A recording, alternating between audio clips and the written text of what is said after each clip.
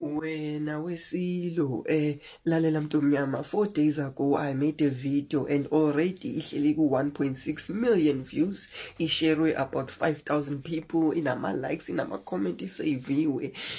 Kule video ngibuze a simple question ukuthi inkosi yethu our hero njengoba ngoJuly ihambile yaya e-UK ye-England, sayibona kuma-video isayini contract, yaphinde futhi ngo-October yahamba yaya eDubai yayohlala neking yaseDubai yasayini contract. Ibisayinani? Ngiyaxolisa wena Wesilo, bengingaqondile ukubuza umbuzo, bengingaqondile ukusebenzisa ingqondo yami, usevele wangiphendula. Wena Wesilo, xola. Ngicela ukuba Zulu nginazise ukuthi ngiyawazi umsebenzi wami ngoba ngimla.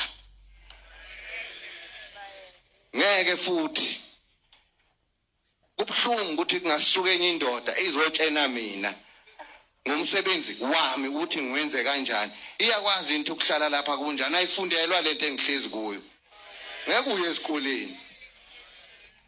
Ngizovikela amasiko nesizwe nomhlabathi kaZulu nakhe nguzele nokuthi ngivikele lesi sizwe. Nazi izinto engiyizele kulesi lapha emhlabeni mina. Ngizongena lapha ke.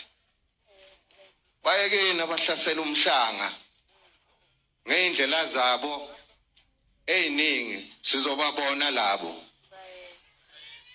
Asizona iphuphu, siyababuka nje. Hayi ngoba singaboni, siyabuka, siyabona, sithule sisababuka ukuthi benzani.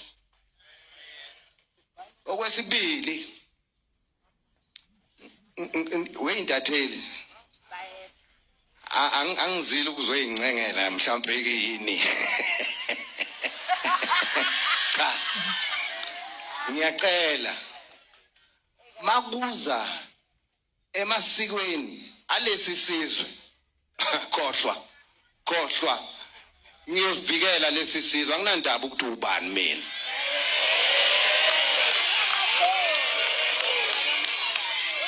Sina masiko ethu thina esikholelwa kuwo nesiwahloniphayo. Niyangizwa abantu bama TV yini ama WhatsApp yini indlela TikTok. Indlela TikTok. Angimhlasele ngaze hlasele mina, cha angimazi nokumazi nehebonela. Cha labo TikTok. Ake sibonisa